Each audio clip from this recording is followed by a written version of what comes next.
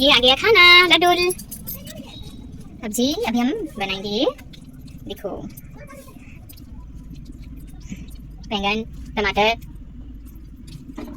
Mixture, धनिया पत्ता। खाएगी? खा ले, थोड़ा सा खा ले, अच्छा लगेगा। अभी कितना अच्छा लगेगा देखना ना लड्डू। तो ये खाएगी? मैं तो मिलाती हूँ मिर्च। हाँ, खाएगी कैसे? ये क्या है? ये है दाल। दाल है, शाग है, भात है, दाल है, डलना।